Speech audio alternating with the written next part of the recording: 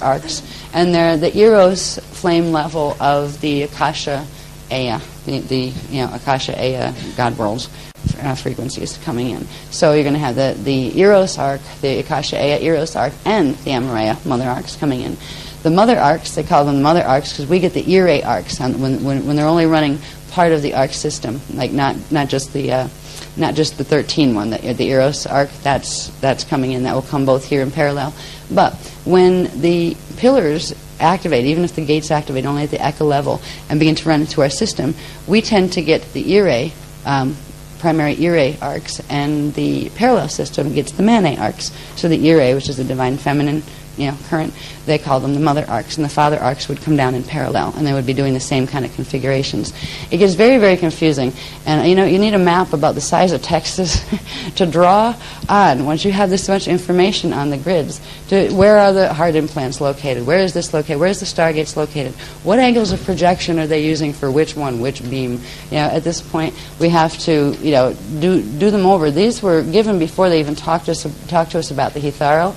They just told us that there would be this thing coming in that would allow more, bigger arcs to come in. They hadn't told us about all that complicated stuff yet, and they just kind of given me a basic ley line. What they wanted to show me primarily was one of these lines here. Before, the North American continent literally had these are where the pillars themselves, the 12 pillars, will anchor in these sites, and the 13th pillar, once it finally comes in, will anchor there. That is it's off the coast of Sahara, West Africa, I believe, and that is the Azure point of the planetary grids. But because of the Hitharo taking place, the Eros arc is going to run all the way through these ley lines. It's going to go through Bermuda Gate 3. It's going to go and it's going to cap, first of all, the wormholes. Now, in some of the earlier stuff, we got into talking about the Falcon and the Phoenix wormholes that were part of this whole mess in the beast apparatus. That one's off the coast of Florida, one's off the coast right up above it, and both of them are on axiatonal 7, right off the coast of South Carolina. These were a big problem because these are literally wormholes into one of them into Phantom, one of them into Wesadek, and they literally would be expanded. Part of what they were intended to do is expand all the way up through axiatonal 7 and literally take the whole landmass in. The big landmass they wanted was the United States. They've been planning that ever since Atlantis. And one of the reasons they were planning to go after the States is because it was relatively unprotected. It would be easier to take down, where they knew if it got to the final, what do they call it? They used to call it the Cosmic Tea Party, that they knew that one day that our guys were going to reset the cosmic clock. And when that happened, they wanted to have as many grids as they could have under their control. So they went for the grids in the United States and in South America because there are much less secure zones. When these arcs come in, you're not going to pull these guys down too easily, the grids in. But they had the potentiality of taking literally the whole North American continent down with them because there was no pillar, not one of the pillars anchored there. But now, because of the Eros arc coming in as well as the Amaraya mother arcs, there will be literally an arc that goes all the way through from over here. It's running through a whole confusing configuration that I don't know it yet. It's not written up there. That's the old one that was these guys. But excuse me. But what it will do is anchor between Stargate 12, which is Montsegur, France, all the way out to Kauai, Hawaii, which is QSite 12. So it will literally create this major beam that goes right across the United States, so they're not all going to fall into a black hole, which is nice to know. It was hard teaching over there for a while because once they showed me this map, I was like, well, God, what do I tell them? Like, how bad is this going to be? At least the people in Europe, they're, well, good, we've got the pillars, right? What do they have? They have a bunch of these little tiny dinky grids that are going to try to run, they're going to try to do baby arcs. And I really felt bad having to teach this in America before it went into the Treaty of Loving Mercy. But at this point, it's really good that it went the way it did. If it was going to go this way where the beast activated, this is a better way for it to go than it could have been otherwise. There's one more I wanted to show you, and I think then we can do the breaky thing, right? Okay. This. Now, pardon the scratchy graph. This is one of those that's in progress, where you have an old graph and you need to add more information to it, right? But you didn't get there yet on paper. So, this is again our universal Becca. This is the I always get these phantom axis is here right now. Wesadek axis is here. Our axis is here. this is the bridge zone axis. Now, what's going to happen is a really strange set of things that I'm working on a diagram that will show it more clearly. But if you look at right now what our station is on this planet, we have 2/3 of our grids are right now running on the phantom axis. So let's say that's a radial body over here. All right, 1/3 of our grids are running their natural way that they should be with the divine blueprint still left. Over here you have Weesadag that's just running totally twisted. Now, our system's natural spiral would be to go counterclockwise because we happen to be in Vecca 4, and this is how the Veccas actually spin into manifestation out from the Eka core. And you have Vecca 1 up here. That's the first one to come out. And I believe that's clockwise. And then Vecca 2 goes counterclockwise. And Vecca 3 goes clockwise. And Vecca 4 goes counterclockwise. So our natural spin is counterclockwise, which means our axis would be rotating this way. It is like a big clock, like a big set of gears. The entire Templar works that way. This would be awesome in like those three-dimensional graphics for people who are really good at that kind of stuff. I don't know how to do computer graphics at all, but if you could show the movement and the interplay of the pieces and the wheels, it would be just awesome to see it. You'd really get it. And the party you'd remember and go, oh yeah, I remember being there, right? But what's going to happen is these are all going to, there's going to be a turning that's happening, a turning of axes all over the place. It's going to start here, where these guys, the inner Eka gates, are actually going to start to spin on their axes, and it's going to create movement of these axes that are going to allow for us to have enough resistance to being pulled counterclockwise into the Weesadag spin. Because if the blue sword just came down, what it would do is completely reverse our grids. Phantom's already reversed, and it would pull us around both into the clockwise spin, which is the spin that the Weesadag matrix is going on. It's also the counter spin to what our natural position is within the Vecca, and that would break our connection to it electromagnetically. So it will, when the arcs come in, it's going to give us the support we need, and they're doing it by actually beginning the spin. They're accelerating their own time cycle in order to do this, and it will create a time acceleration for the ascent path that's going up. And we'll begin to move, our axis will begin to move this way toward the bridge zone, and the phantom will begin to move that way because they're still on the same counterclockwise rotation and they're being pulled in by the Metatronics. They will start to move into association with them. Now, if we're going this way toward bridge zone and they're over here and they're coming that way, we're going to pass through each other. This ought to be an interesting experience. The point where we're at this, it's right about here, and I think it's about a 22.5 degree angular shift. Between here and here, this would be 45, it would be here, 22.5. That is where we would hit Hitharo point, where those two, the phantom and us, come in complete register with each other. And at that point, the seed atom will be split. And at that point, the grids will progressively start to shift, where we will catch the pillar that's going to come out of here. And that pillar, that central axis, is going to keep going toward bridge zone. As this accelerates and they turn this way, it's actually going to pull us up this way in alignment with the higher gates, with the Eka gates and things. What these guys are going to do is they're going to continue moving toward the Weesadag matrix, because this is a much smaller black hole system, and these guys are pulling them in. And once these are the grids that are going to be running what are considered phantom grids now. Once they interface with us, these will be the ones that are running the blue sword currents, and we will be like sitting in the same place but running the Amaray currents instead. And there will be it's a 6-step separation, and the first separation begins with the Hitharo point in May 23rd of 2003. The second separation stage starts at August 12th of 2003. The third is August 12th of 2004. The fourth is August 12th of 2005. The fifth is August 12th of 2006. And the last, the sixth is August 12th, I believe. Wait a minute, is it August 12th? No, it's December 21st of 2012. So there will be a point in time where we go through all these levels of separation and then hang together in the Akasha flame bubble that's coming down.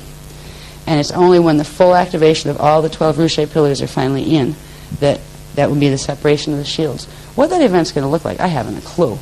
I mean, I see the dynamics of it. I see the sophistication of it, and I know it's the truth. But what in the world this looks like in a hologram when you're still walking around in it, I don't know. It might be gentle. We might be surprised. It doesn't sound gentle, but like oh boy, all that's going to happen energetically. Oh boy. it might be gentle. It might be strange, where you just wake up as if it all already happened, and you didn't have to walk through it. I don't know. But these are the dynamics of what are taking place. This will be the flame body, the universal flame body that comes down into our Veka universe and holds it from being pulled as these two go. And it will be, this whole flame is going to turn with this. It's going to turn, and the flame itself pulls us up into alignment with the root zone, which is in alignment with the Eka gates. It constitutes a time acceleration for us. Now, it's kind of interesting, too. They're going to be doing the opposite. They're going to be going into a time deceleration. And there's a little trick with time perception, because you have, when time accelerates, it's like more little particle units turning on and off faster. So you have more moment points in between, as each moment. There are more moment points in each, so each moment appears expanded, which means as time accelerates, it appears to expand and slow down on the outside. Space appears to expand too, which may have something to do with what we're going to see. We're going into a faster time pulsation, which will give us the hologram of more space and more time, where time isn't pushing in on you, and that you have more time to do things. Where they're going to be getting the time crunch. They're decelerating, but it's going to be like time is getting shorter and shorter and shorter. There's not enough moments in every minute. That kind of thing. And I've felt that effect. There's been pulses of that have run through, and just like, for the last 3 or 4 years, it's been brutal, but particularly last year. I just remember last year, and part of this was the psychotronics that they were using, the Metatronic guys were using. And they slow it down, and when the pulsation slows down, that's when you start to get time compaction, where you feel compacted and you feel like you're moving through molasses. And, it's very hard for especially indigo bodies to adjust to that. But time acceleration that creates the expansion feeling in the outside is very pleasant. We've noticed it really in the last, 3 months. I think we've noticed it hugely. And we look at what we even got. It used to be last year, I used to get I could get 10 pages of translation done a day. And that was a decent average. It went down to 3, and it'd be the same amount of hours. And I was like, what is going on here? Am I getting dysfunctional or what? Time was doing something different. That has changed around. And we look at what we've done in the last 3 months, where it's just been a whirlwind of nonstop activity. But we've got a lot done. Heck, we moved a house to England. We painted everything. We did, how many workshops in that period? A whole bunch. Got all this, 3 or 4. Yeah, 4 workshops. Went to France. All this stuff in a very short period of time. So it's starting to change, and that will be more comfortable for everybody as we move into that. But the other people are going to be starting to experience the opposite, where they're going to experience the time crunch. They never have enough time. And eventually that translates into body stress, where their bodies get tired from fighting the time wave. So what we're preparing for anyway is the Hitharo point, which is the point where these two come into perfect alignment, and at that point you can anchor the 13th pillar, which comes through at the same time as the blue sword is going to come through.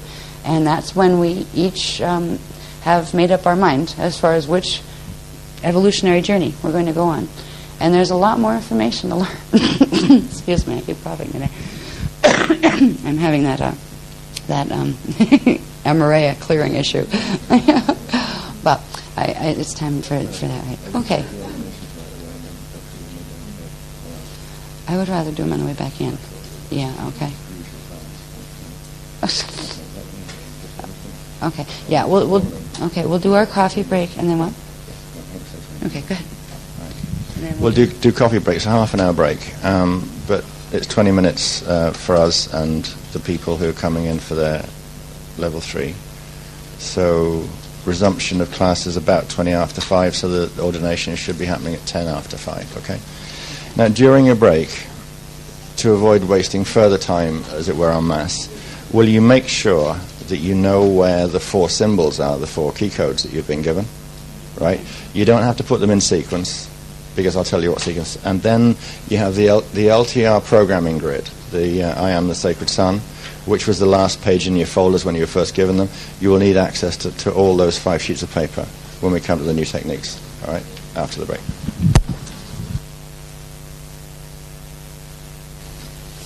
To not just complex material, but the nature of the subject matter at hand. So thank you. This is the first gathering, workshop, in which, as far as I'm able to identify, there are 9 different countries represented, which is thoroughly excellent. And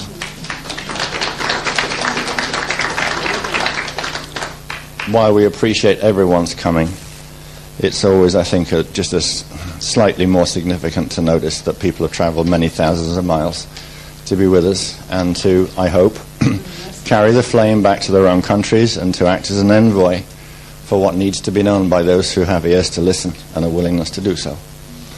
It wouldn't be appropriate if I didn't mention, though we tend to avoid singling people out, but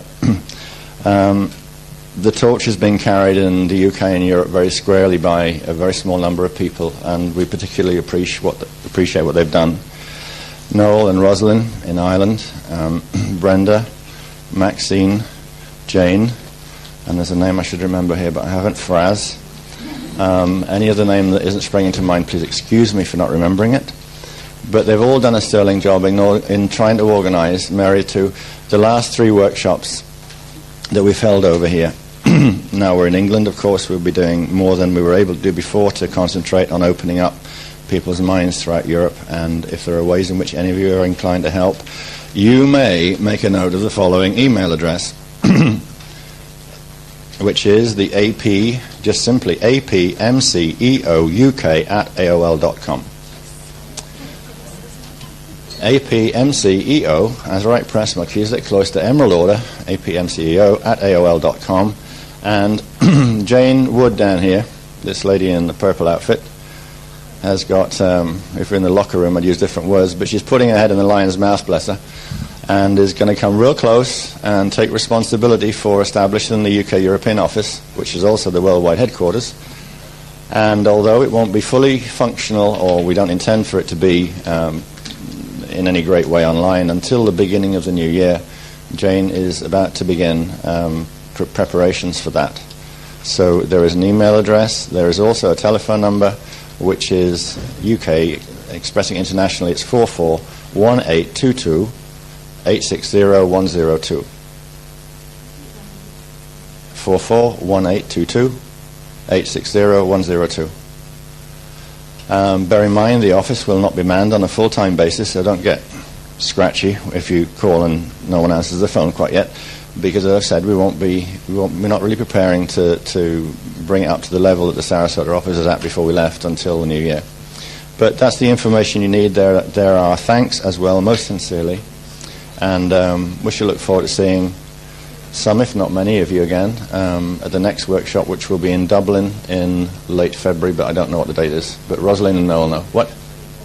24th to the 21st to the 23rd, near Dublin. Okay.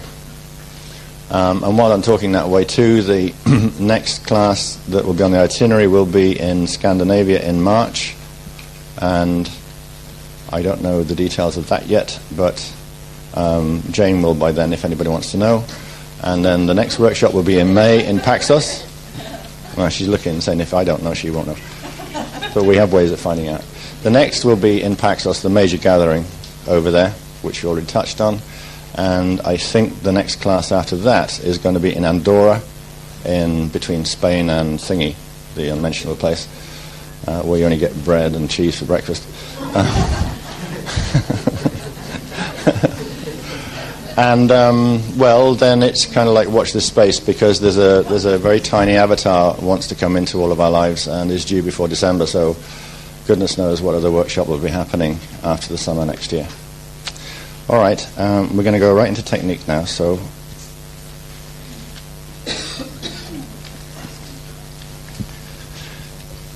it will perhaps be helpful to avoid shuffling papers around whilst we're in between techniques. The sequence of the key codes, the symbol sacred keys that you'll need to refer to will be number 1, scepter 12, the El Hialeah,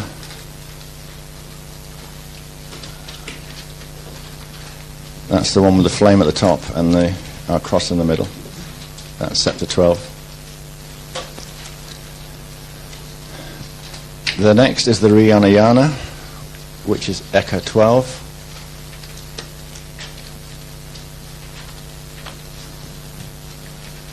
Do you want me to show you them as I go? All right. So we've all got the scepter 12, yeah? Okay, that's the Rihanayana Eka 12. That's number 2. That's where we'll be going. Second. It's the one that looks like it's got a little face right at the top of the Akasha shape. The third one is the Rushaya Veka code 8, which is the clover leaf shaped one, the lucky 4-leaf clover. Fantasy. Wonder where it came from. And the fourth one should be obvious then, because you should only have one more left. Now, the Thun Imanu is the coloured one. I wasn't counting that. So the Thun Imanu Veka 11 is the only coloured one you've been given, which then leaves the very new one, the Templar Rushaya, number 12. Okay, is that all right? Everybody clear? All right.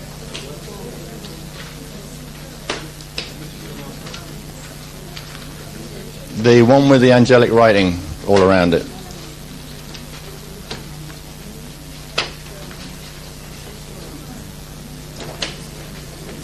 And finally, be sure to know where your LTR grid, I am the Sacred Son, words are. They need to be with your little group of paper.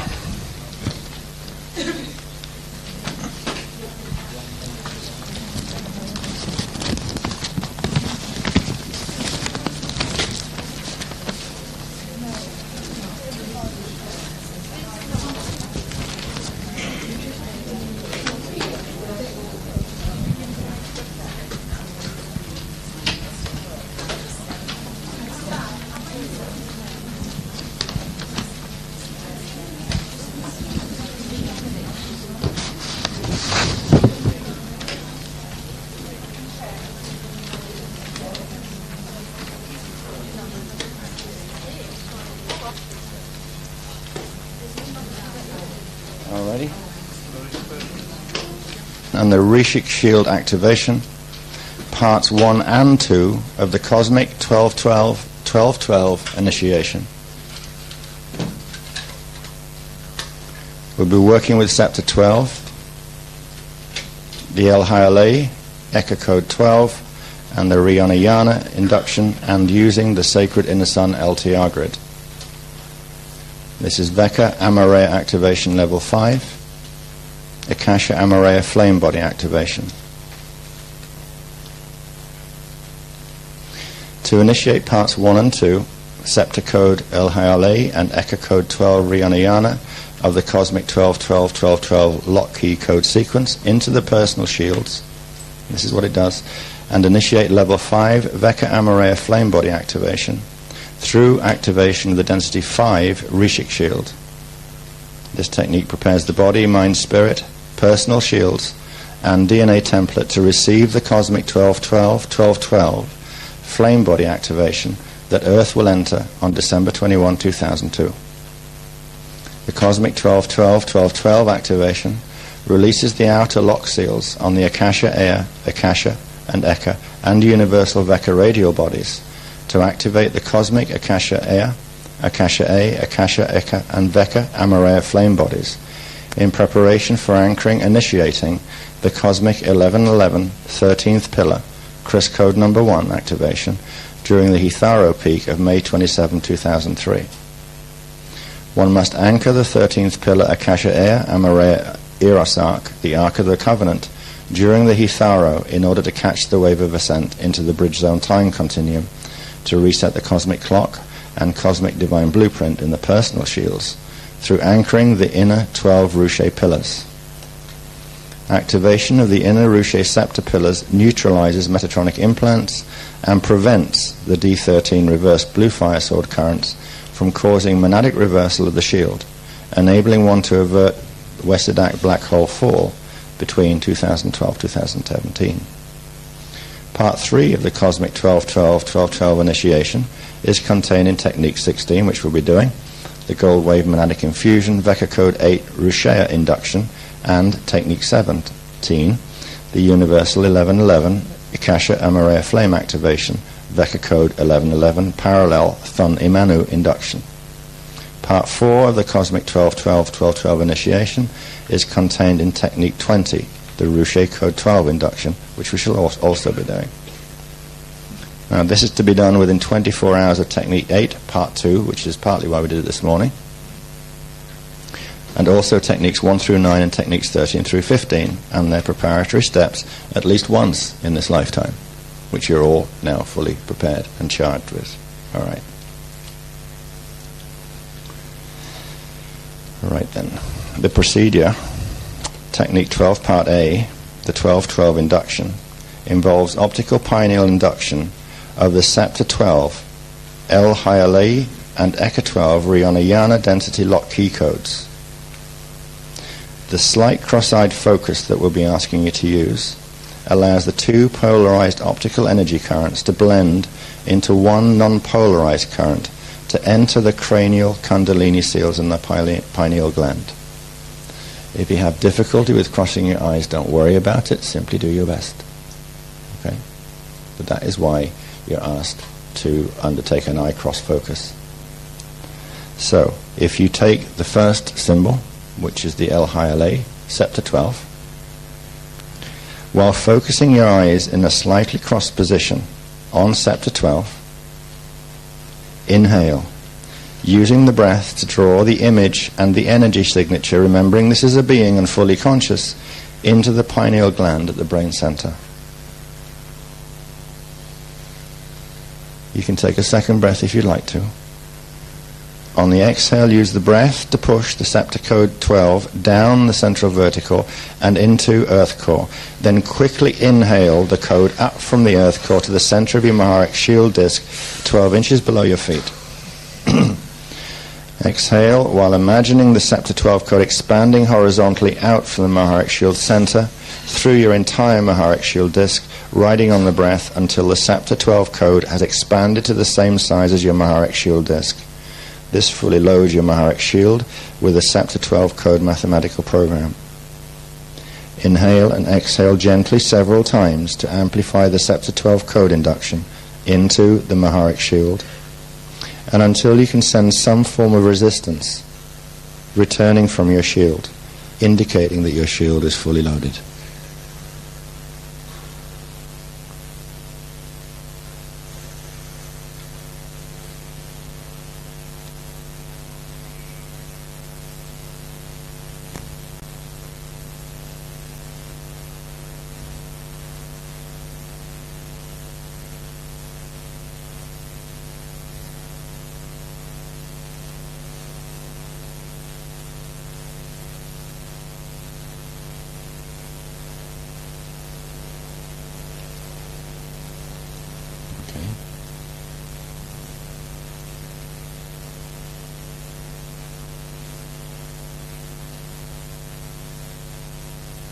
Should all be pretty well done now.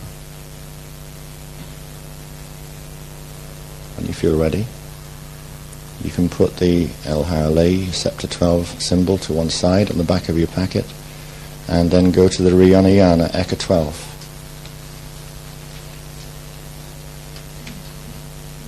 We're going to do exactly the same procedure, but now working with the Eka 12 key.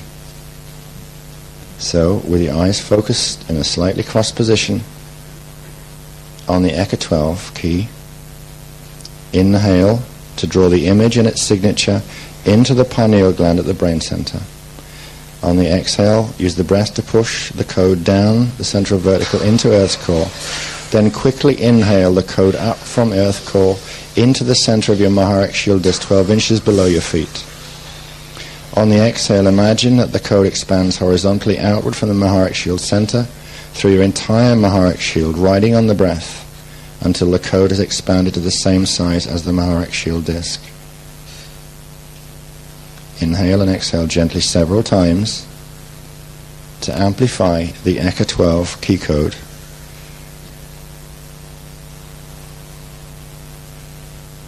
Until you can sense a resistance sensation returning from your shield, which confirms that your shield is fully loaded with the properties of this sacred key code.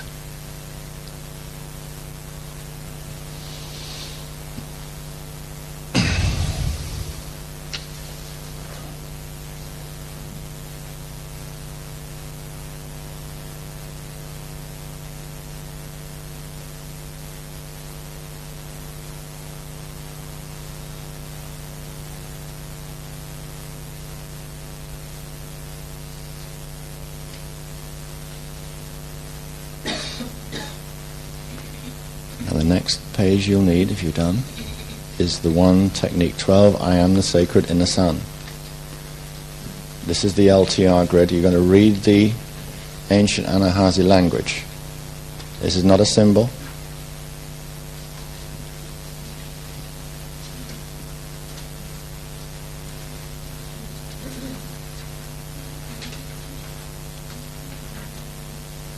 It's listed as technique 12 in the back of your books. Everyone got it?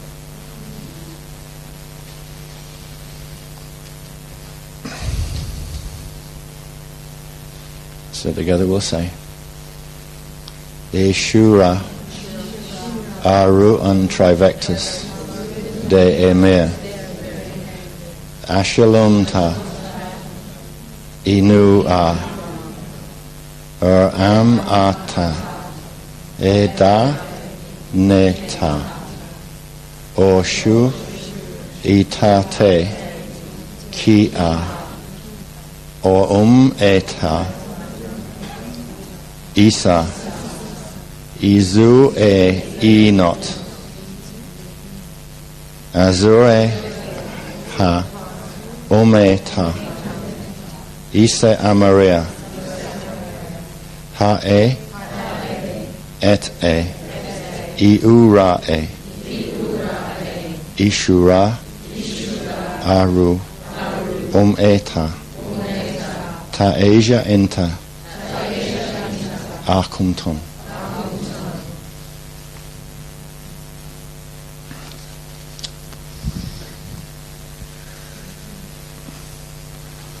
Anybody else getting hot?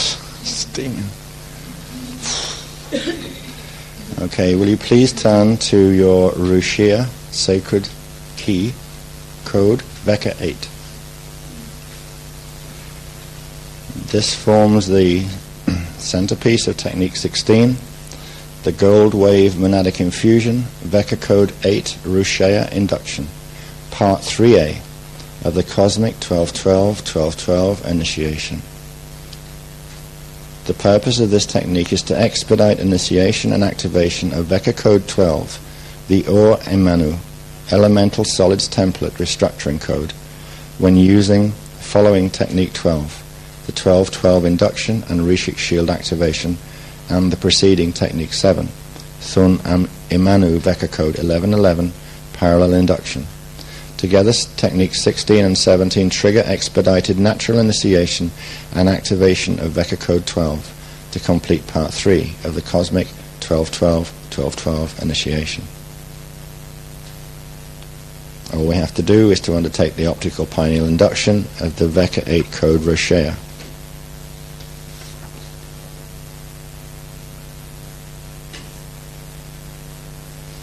So, with the Roshea presented for optical pineal induction, slightly crossed eyes, inhale, use the breath to draw the image and its signature, the being that it represents, into the pineal gland at the brain center. Exhale, push the key code down the current central vertical into Earth's core, then quickly inhale the code up from Earth's core to the center of your Maharak shield disc, 12 inches below your feet. Then exhale, imagine the code expands horizontally outward from the Maharak shield center through your entire Maharak shield disc, riding on the breath until the code is expanded to the same size as your Maharak shield disc. Inhale and exhale gently several times to amplify the code induction into your shield.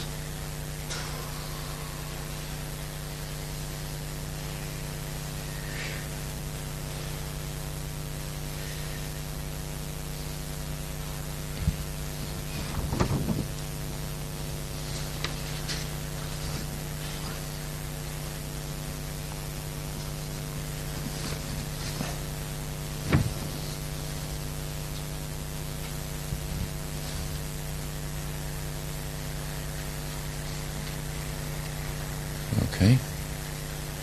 If everyone's ready, put that sacred key to one side and turn to the coloured one that you have, the only coloured one you have. That is the Thun Imanu, Veka number 11.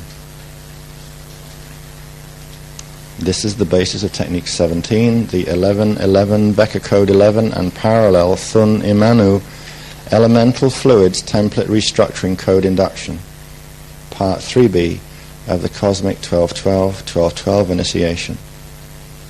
And it was working with this code in France, which came through hot as we were there, that a number of people had such manifestly obvious experiences working with this code. It was staggering, quite staggering. Someone who for years and years and years hasn't been able to control a migraine rush without the use of tons of allopathic support used the code, and within 20 minutes the entire rush for migraine just disappeared. That was one. Another person who suffered from severe asthma also did something similar. A number of people slept on the code. This is a code that you don't need to concern yourself with facing you or facing from you in the way that you have to do with the Vekas, the other Veka codes. You can play with this one either way around. And you would be distinctly encouraged to take this, reduce it to microdot size, because the properties will remain the same, and use some nail varnish or something similar, and put it under your cups, under your plates, just about anywhere and any which way you have anything that has got a fluid base. Okay? Its corresponding code, the Ur-Emanu, has not yet been brought through, and that's the one that will address solids, and we suspect that they'll be capable of being overlaid and used one on top of the other, so you can produce a microdot of both and use them in just any kind of way that your higher self suggests that you might. You don't need to come and ask us questions about these. They're so powerful and forgiving, and they're very, very, very effective. Okay. Right.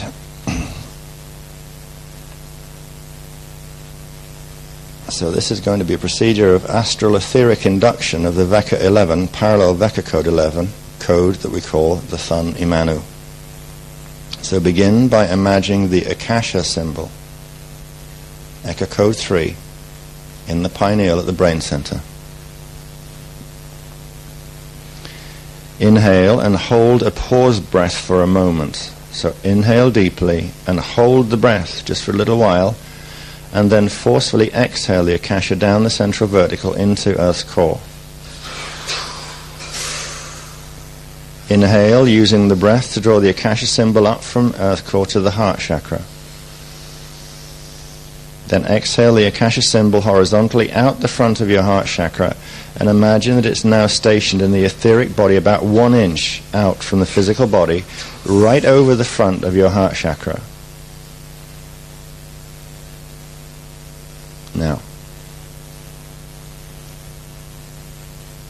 hold the paper which contains the Thun Imanu symbol on it, with the symbol facing away from your body, positioned over your own heart center. So the symbol should be pointing to the front to me, so I can see them. Put the palm over it and hold it on your heart center like this. Now inhale, whilst imagining that the energy signature of the Thun Imanu code passes through the paper to combine with the Akasha symbol stationed there in your etheric body. Continue the inhale, drawing the Thun Imanu symbol with the Akasha symbol beneath it into the center seed crystal seal in the center point of the heart chakra, where the inside tip of the chakra cone intersects with your central vertical current. That's like the bow tie shape. The 2 points meet in the middle. All right?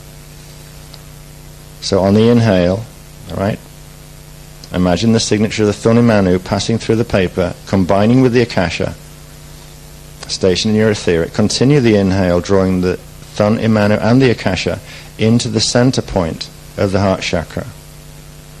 Then exhale the Thun Imanu Akasha symbol into the tiny seed crystal seal in chakra 4, the heart center. Then inhale, using the breath to draw the Thun Imanu Akasha symbol upward from the 4th chakra, seed crystal seal, to the pineal gland at the brain center. And then exhale, using the breath to expand the Akasha symbol, only the Akasha symbol, into the pineal.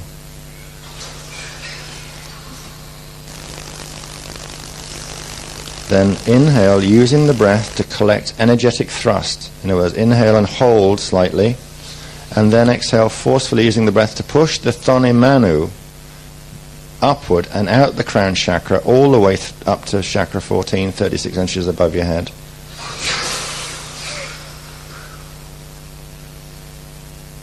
Inhale. Hold slightly. And on the exhale, use the breath to push the Thun Manu symbol down the central vertical into Earth's core.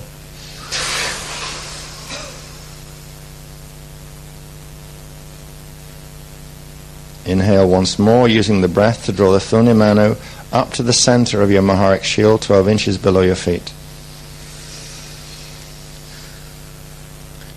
And on a final exhale, use the breath to expand the Thun Manu symbol outward horizontally from the Maharic shield center until the symbol expands to fill your entire Maharic shield disc. And then, as before, take a few gentle breaths to amplify the Thun Manu symbol expansion.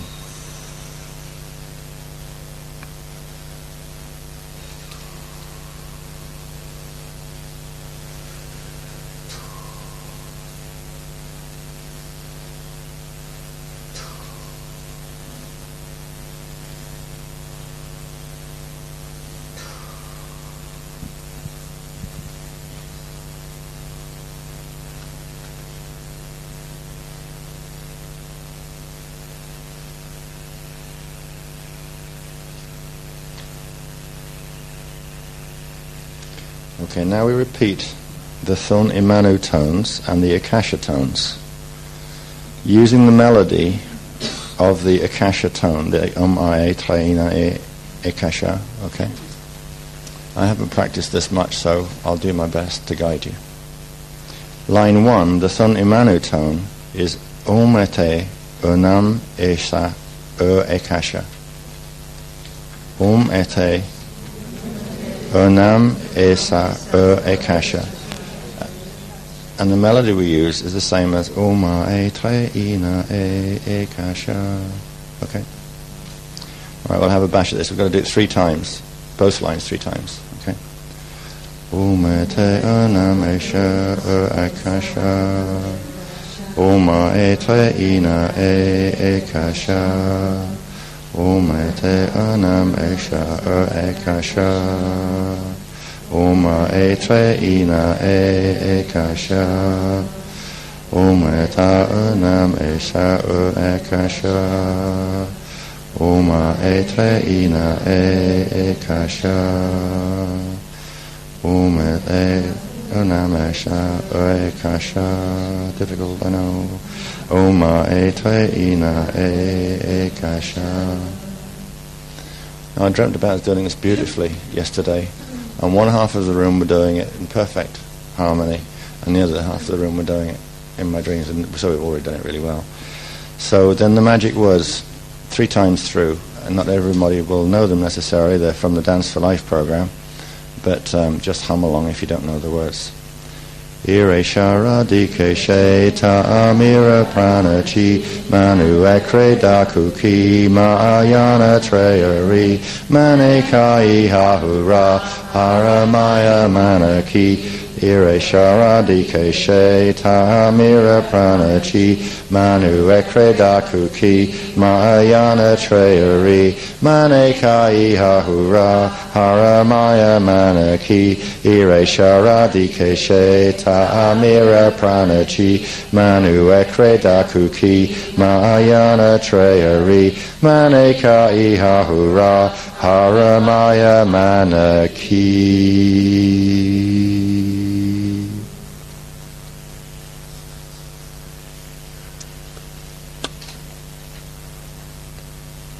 Okay.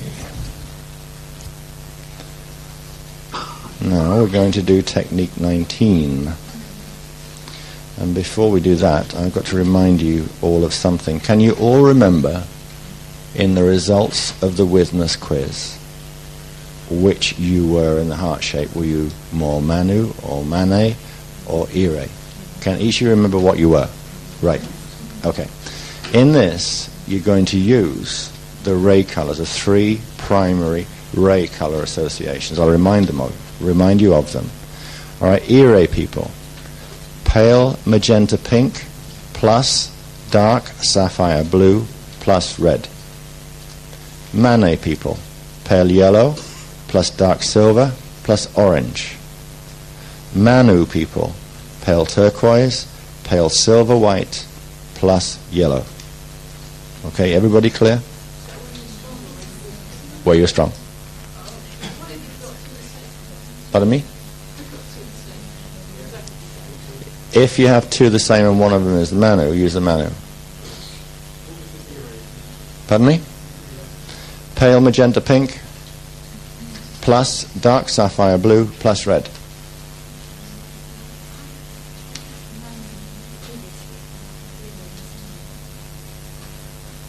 It's what's current.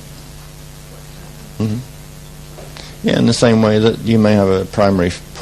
Remember, the word primary was in the descriptions of these things, and it's saying primarily, this is your association. It doesn't mean to say that there are periods of time in which you could be working with representative of other family lines that are not your primary one, but they're current. All right? Manu is pale turquoise, pale silver, white, and yellow. Pale turquoise, very pale. Pale silver, cut with white, and yellow. The yellow that is associated with chakra 3. Mane is pale yellow, dark silver, and orange as associated. Primary orange as associated with chakra 2. Ire, pale magenta pink plus dark sapphire blue plus primary postbox red as associated with the base chakra. Okay? Everybody up now? Good. Technique 19, one before the last, opening Eka contact communication lines. Contact 2. The purpose is to open the radial body communication networks within the Rishik shield for improved, clearer, Rishik sealed, telepathic, interdimensional communication with personal Eani incarnates or other guardian races from the inner Eka God world universes. That's the purpose of this one. The preparation I won't bother you with because you've done it all. Procedure. Draw several, Maharic inhale, exhale breaths from chakra 13, earth core, to charge and amplify your fields. That's what we're going to do. To send communication. So, all right, I got it. We will begin by drawing several Maharic inhale, exhale breaths from chakra 13, earth core, to charge and amplify your fields. So the exhale is into your own shields and into your fields. So through the cells, out through the etheric, into the auric body, just charging the all of you. All right? Several breaths. That's the first step. Do it.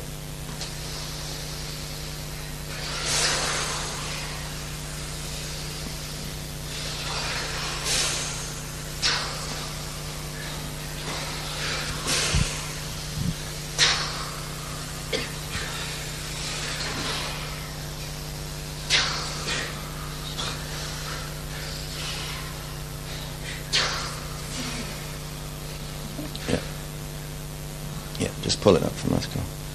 Now, it'd probably be helpful to tell you that you will have an opportunity as we work through this technique to reinforce any communication that you attempted in the earlier technique as it may relate to your Eani mentor. And I suggest that the collective value of all of you focusing on that opportunity area or question will be of benefit to every individual as well as the group. So I want you to bear in mind that a point will come when I will tell you that you can reissue an invitation. You could include in your invitation some early questions that you might want answered. You might want to suggest during it that since you've been so knocked out with some of the things you've heard this weekend, that hereafter you're going to meet your Eani mentor at 9 o'clock every evening, and you will be there, and will they please be there? Right? It really is important, and I have to say that I don't do it as well as I know I should, but it's really important to choose a time and a space and be there on time. I know. He's got a wonderful sense of humor. So anyway, there'll be an opportunity to do that. Anything that springs to mind like it, all right? Okay. Now begin by visualizing your 3 primary colors. Call them to mind. People who can't visualize very easily, a trick that I've used in the past, a long time ago now, but I would choose an object that I knew existed in physical reality that actually was like an apple is red, usually, or it can be easily green, but the brain will accept that. And if you can't bring red or green or whatever color up to mind, think of an object that your brain can identify with, and you'll find it much, much easier. So if you want to do dark sapphire, go for a ring in a jeweler's window, and you'll get it. Your brain will bring it in real fast, okay? That's one of the tricks of overcoming limitations on visualization. You just use a common object, and you'll find that your brain will become accustomed to receiving suggestions on visualization. Your inner visual will to improve. Right, visualize the three colors.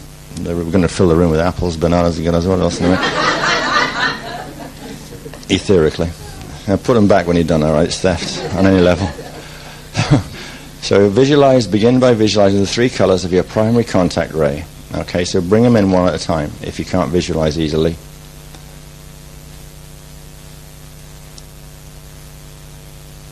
Just bring them in one at a time. Stand them on a table in front of you, because you'll pick them up in a minute in a certain way, if that helps. While you're doing that, I'll continue to describe what we're going to do. Now, when you finally got settled with your colors and you feel you've got them available, you're going to bring them together as if they were a single braid of light formed by those colors. So if you have a pale magenta pink lipstick and a dark sapphire engagement ring and a red apple, what you can do is just pull a thread of the essence of the color off the object. And as you draw it to you, just weave it together until you make a braid of the colors. Don't putz with how orderly those colors come together. Let them have expression with you too. Just draw them from the objects of the appropriate colors. That's the way to get the frequency to run. All right. So here we have these distinctly colored laser beam-like things coming off the objects some of you are playing with, braided together in one thick current. Now, here I want you to try and imagine that braid gets thicker. Hold a piece of cotton in your fingers in your mind's eye and start to move your hand up it until it turns into the thickness of a piece of rope. And that rope, as you travel up, it starts to get thicker and thicker until you're holding something that holds an ocean-going liner on its bollard when it's in dock. Something real thick and strong.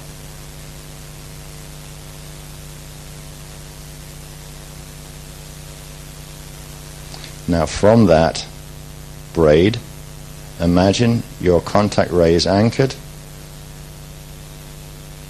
with an appropriately delicate series of strands of pale silver linking to a crystal spark in your pineal gland at the brain center. Inhale and use the breath on the exhale to extend your contact ray down your central vertical and into Earth's core. Imagine that a second pale silver crystal spark is stationed in chakra 13 and that your contact ray extends directly into and anchors within the earth core crystal spark, while the other end of the contact ray current still remains anchored within the first crystal spark at the pineal. Now, choose, which means name, the target of your communication and the message or questions you desire to send.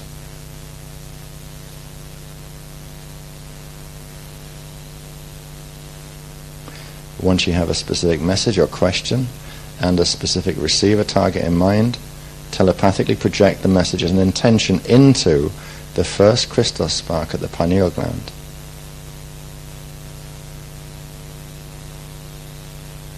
Imagine that your message intention enters the pineal crystal spark and suddenly and gently pops, forming a pale silver translucent thought crystal within your pineal gland.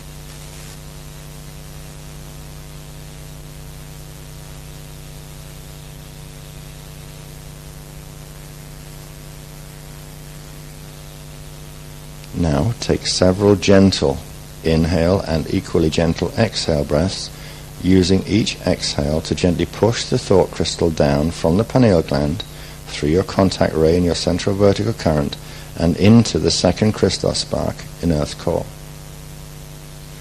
It's really gentle. Just move this precious little crystal of yours in smooth and easy breaths. Just moving it down to Earth's core.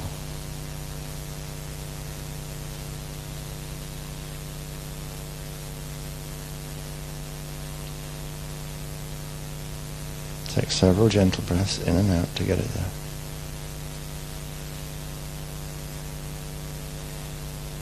And then intend or imagine that as soon as the thought crystal fully enters Earth core, it bursts into a starburst of light within the crystal spark, sending many tiny rays of light in the 3 colors of your contact ray outward in all directions. So this is still braided color, but lots of them flying off in all directions.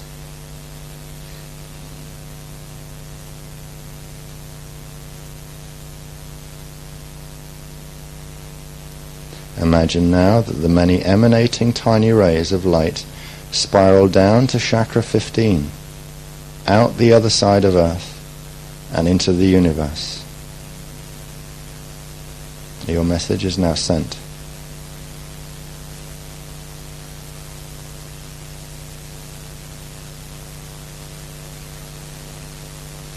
And now we're going to connect the Eka communication line.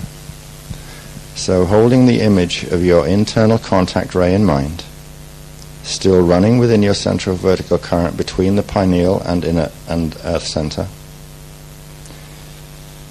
between the 2 sparks, inhale and then use a long, firm exhale, not too forceful, to further extend the length of your contact ray.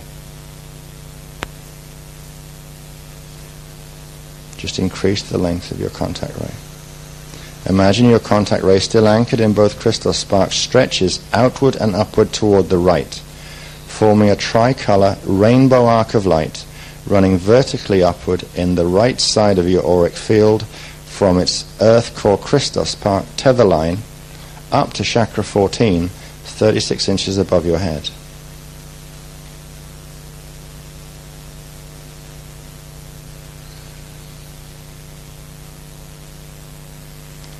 Inhale, using the breath to draw the end of your contact ray at chakra 14 downward through the 11th, 10th and 7th chakras and into your pineal gland to meet with the first crystal spark, forming a closed-circuit Rishik communication line as the 2 ends of your contact ray now meet within the pineal gland crystal spark.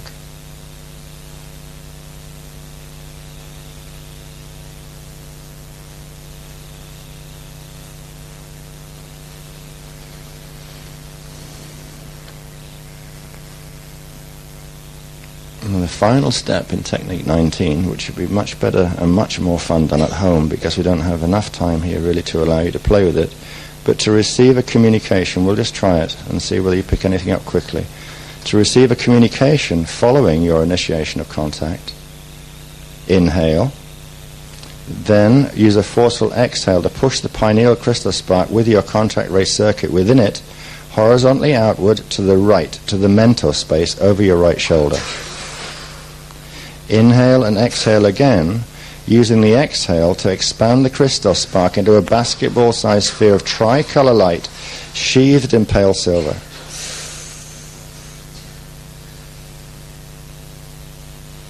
Project a pale silver mini-you image into the contact sphere, then wait quietly for a response to your message without imposing expectations on the outcome. First responses may come later in the dream state, but consistent practice at the same time of day will help to open and maintain reliable receiving lines.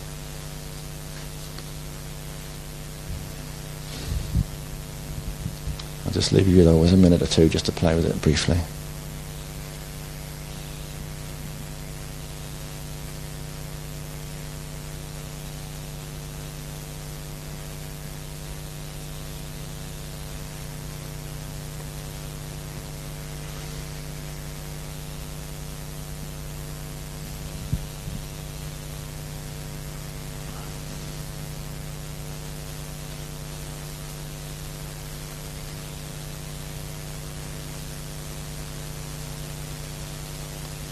You may not necessarily hear anybody talking to you from there, but then again you might. You might notice the mental sphere just pulse, as if it just expanded briefly and returned to what looked like normal. You may see little vortex shapes whizzing in it briefly or moving in and out. These are different forms of data packets that come in, which you can access later. You can come into the same state and ask for assistance if necessary. in accessing the data packets and opening them. Good idea would be to do it just before you go to bed at night and ask for help in the dream state with some of the beloveds.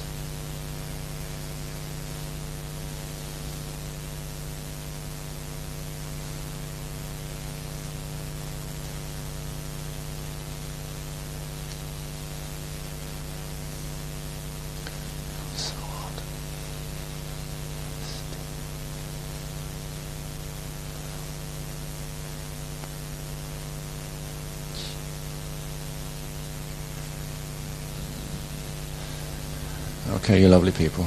I'll have to bring you out of there. Just gently, gently, gently. Don't rush, please. All right.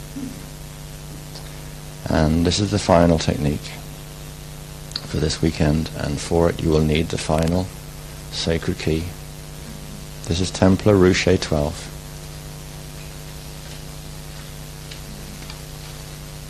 It's the one with lots of the angelic writing on it, the squiggly one.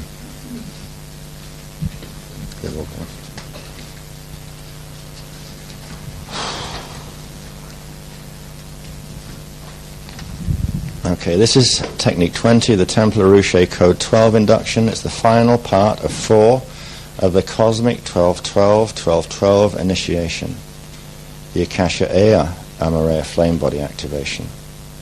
The purpose of this one is to complete initiation of the cosmic 12-12-12-12 lock key code sequence into the personal shields, enabling the shields, DNA template and body to automatically receive the cosmic 12-12-12-12 Akasha Amareya flame body activation as it activates within the universal galactic planetary shields on December 21, 2002 to prepare the shields for receiving the Christ 1 code cosmic 1111 13th pillar initiation to catch the wave of ascent to the bridge zone continuum during the May 27, 2003 universal galactic planetary Hitharo.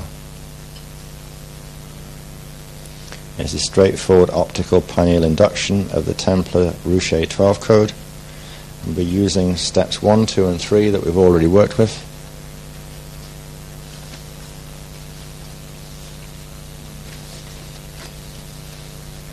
So if you bring the image up with your eyes in a slightly crossed position, use the inhale breath to draw the image and its energy signature, its beingness, into the pineal gland at the brain center. And on the exhale, use the breath to push the key code down, the central vertical current, into Earth's core, and then quickly inhale the code back up to the center of your Maharic shield 12 inches below your feet. Exhale while imagining that the code expands horizontally out from the shield center through your entire Maharic shield disc, riding on the out-breath until the code has expanded to the same size as your Maharic shield disc, fully loading your Maharic shield with the Templar Ruche 12 mathematical program.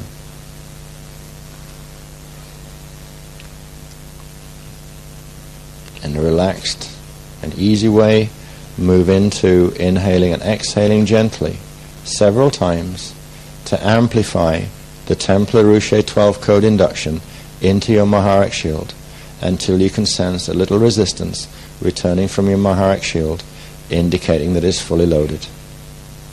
And when you've done in your own time and gently and slowly, come back fully into your body, bring your consciousness fully back into the room, and open your eyes and just sit quietly for a minute or two, please.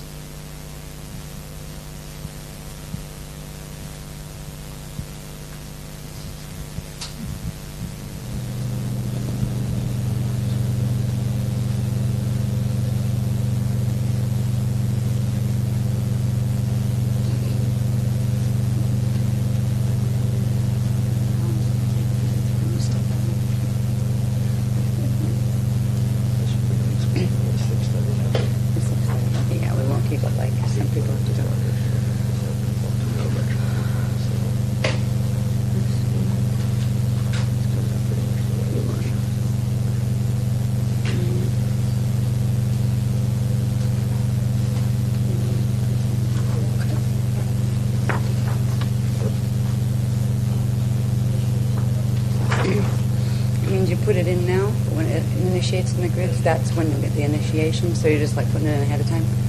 Yeah. Because it's soon. So I figured we might as well do it now.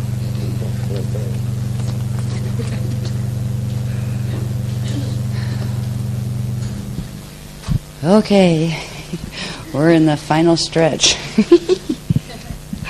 It's always like a race with these workshops for some reason. There's a couple more things that I guess we're going to discuss that I didn't know we were going to discuss.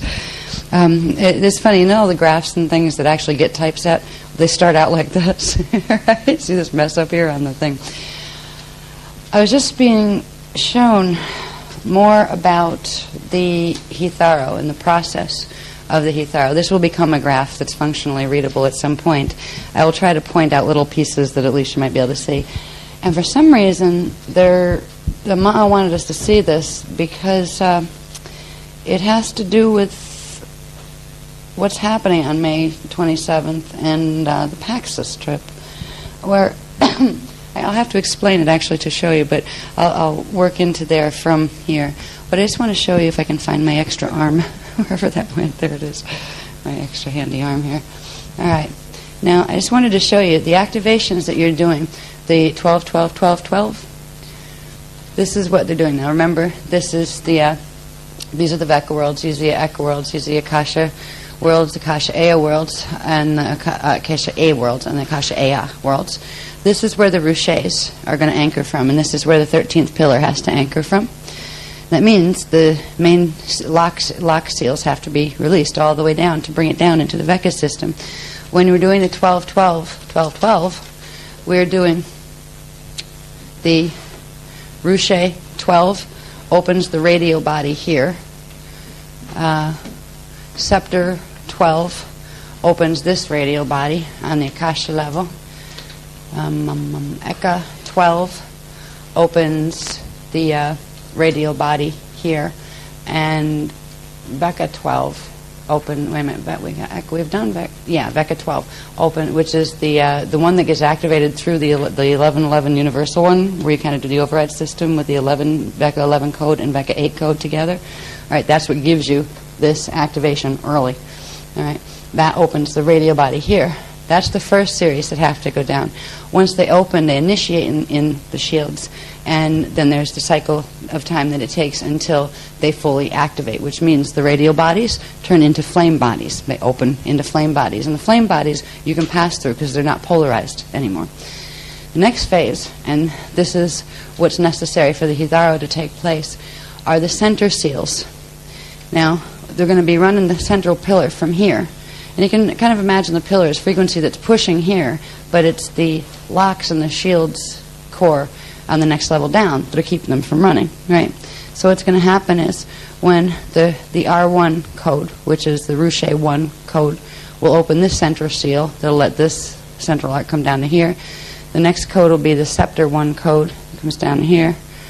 The next one will be the Eka 1 code that will allow the flame to come from here to here.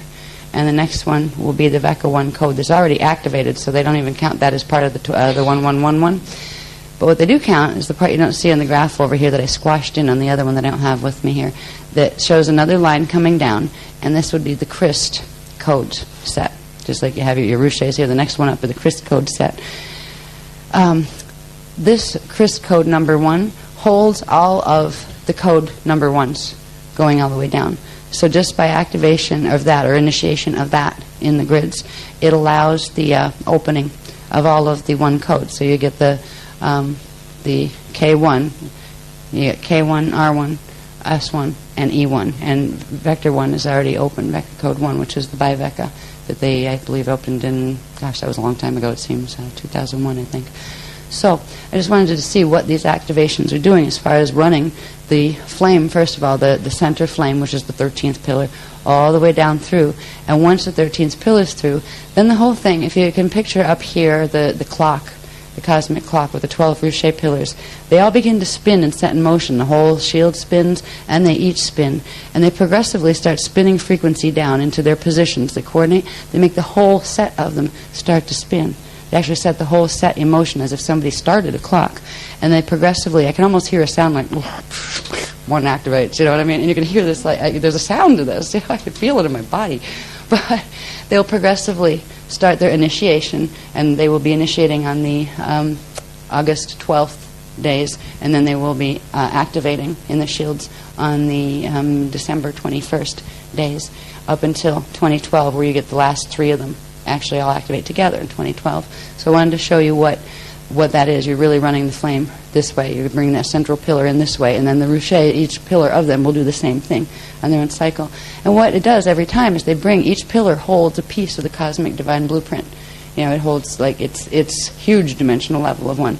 So it literally resets anything that's out of whack all the way down, and it gets the whole synchronization of all of the gates back into alignment with its original design. And that's what we're looking at here, and it's pretty big. I was kind of amazed with the cosmic clock things that came through this time, because it was just little bits we were getting in France. I didn't think that was going to be part of this program, but I should know better than that by now. There was something else that was coming as you guys were doing technique. I was scribbling. Now, what this scribble is, first of all, basic, very quickly drawn cathara grid. Can everybody see this over here? I know it's small, and I can't put it... I don't know if I can put it there. I don't know. You can rip it off and tape it up or something. Okay. Yeah, maybe that will help. Okay. All right. This is really rough. All right. Very rough drawing. But it was coming in really fast as well. What they wanted to do is, first of all, explain a little bit more clearly what the physics of the Hitharo are. But it has something to do, they wanted us to know this before. It's almost like, I know we're not going to get a finalized answer on this, but they want us to speculate together about what this might mean. It goes back to a comment that I made, I think on Friday, when I was talking about a lot of things. And one of the things I talked about were the crystal pylon temple networks that go with even the Nibiru and Datic crystal grid, that when they activate them, they have to uncloak them, right? Now, we have some things I'll show you in a minute. I'll just throw this up real quick and then put it back down and go back to this and then come back to these later. It's not the one I want, is it? No. Lena. On the bottom. I want the biggest one, the one that shows the biggest with her in it. This one? Is she in it? No. It shows the size proportion there. Yeah. All right. This is for, you can't see it with that in it. Anyway, I'll show these in a minute. There's a little person there, and there's a huge crystal that goes up here. All right. You'll see it clearer in a minute. Well, you won't see all no, you won't. The focus is out because of it. I'll put that back up in a minute. But this has something to do with the sentence that I had just kind of inadvertently, was part of the dialogue, that they had mentioned to me that the reason why the Chihuahua, Mexico crystal, large selenite crystals had been found was because the United Resistance, Intruder Resistance people were starting to use them to pulse. In fact, that was one of the bases that were used to help generate the pulse that took out the trade centers in America, the trade towers. And we had like the grid line maps to show how they sent it. And they had to uncloak them, which means they had to, there's certain types of electromagnetic cloaking fields that you can literally walk right through the space as if it isn't there, because they know how to play with the template physics. And they uncloaked it because they had to open it and activate it. Now that little statement has something to do with what they were saying about this. This again is the Cathara grid, basic Cathara grid. I don't have all the numbers put in because what we're really going to be looking at is the center as a ray point, right? And understanding a bit about the Hitharo. Now the Hitharo, first of all, they said, all right, the 3 beams, how we said there would be that one, the blue sword beam that's going to be trying to come through here, all right? When it starts to come through here, it needs to be hit with 2 positive beams of half its strength coming at 45-degree angles. Now those 45-degree angles have to do with the structure of the Cathara grid and what are called the smaller dimensional locks.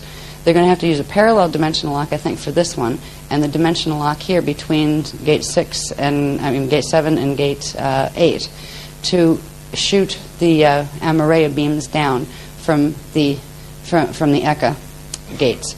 So it'll probably be running down. There's going to be 3 currents. They're going to run down this way, and this way.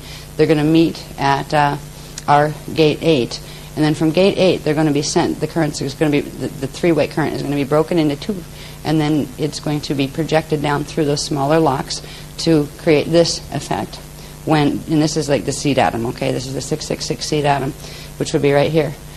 When these hit, there's a phase lock that occurs within the seed atom. These 2 create an opening that actually opens the center mano point within the 666 seed atom, and that it locks them in. The three beams get locked in together, but because this one at the moment is a more powerful magnetic beam, has more powerful magnetism than these smaller electrical ones, it starts to pull each of the electricals in together, and in pulling it in together brings them into the blue sword current as it's starting to come up here.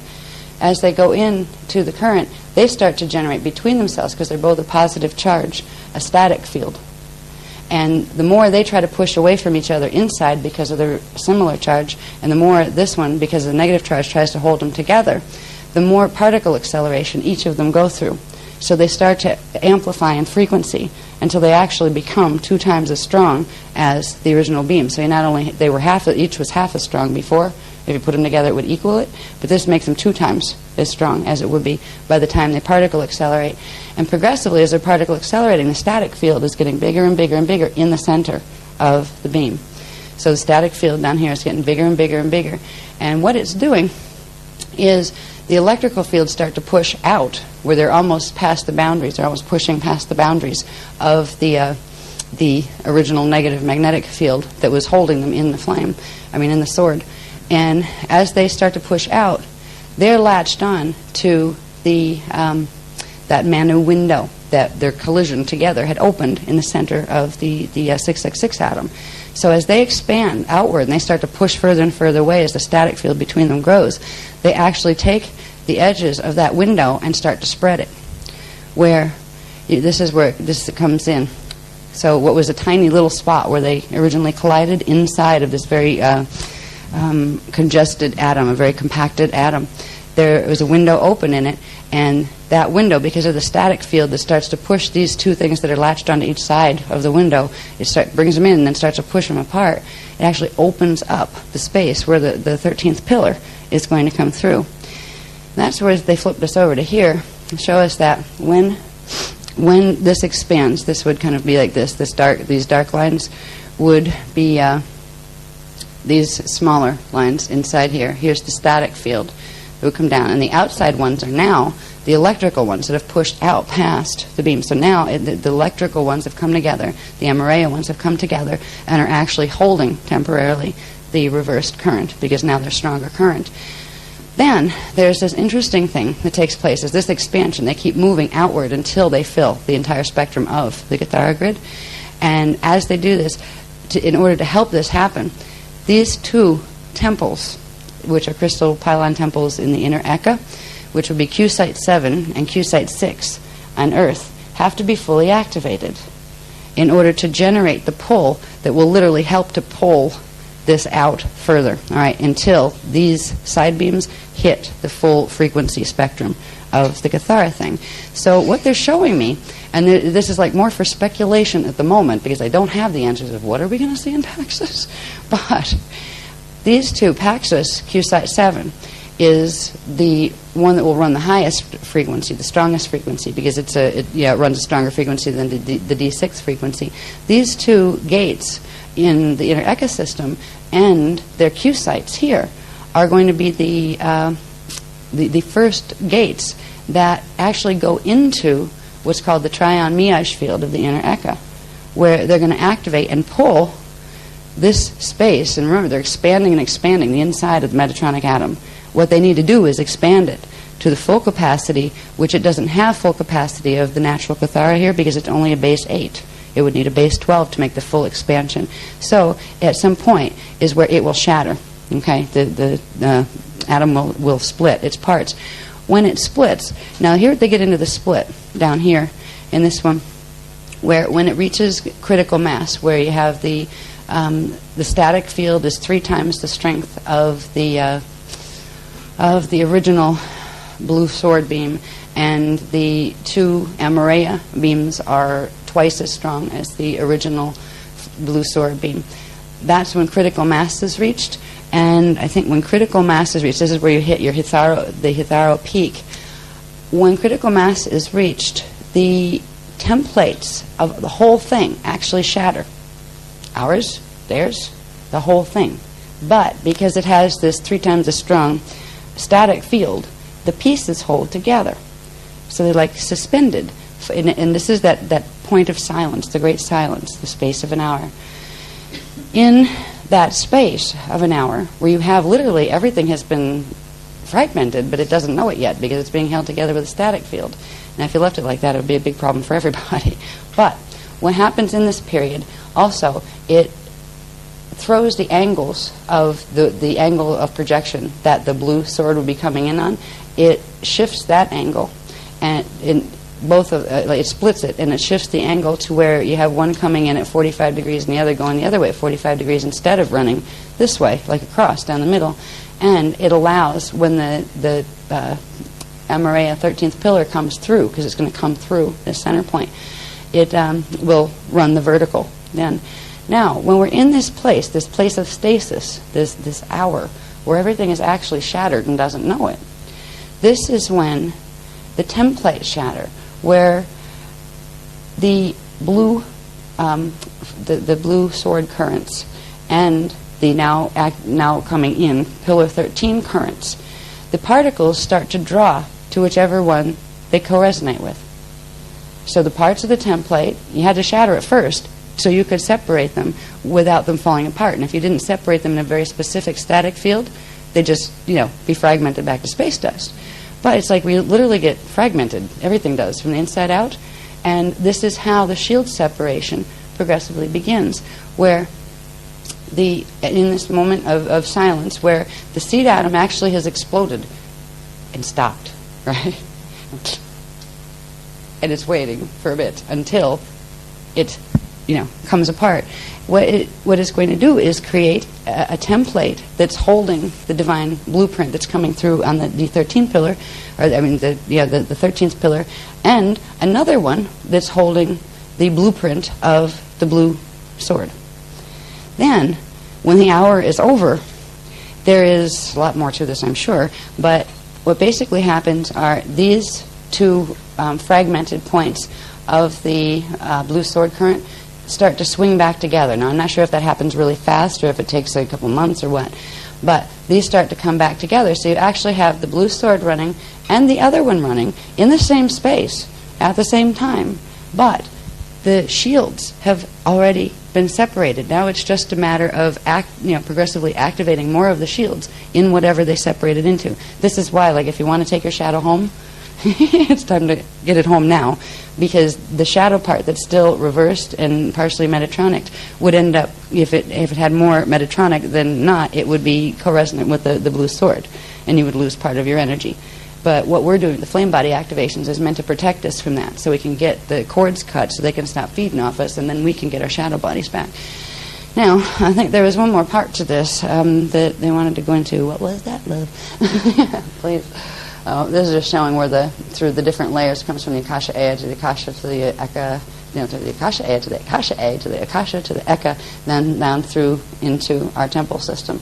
Now, this is going to be interesting because this has to do with something that they had said before about how when you activate the gates down here or any of the sites down here, you need to drop the cloaking fields to activate them at if you're going over the subharmonic activations.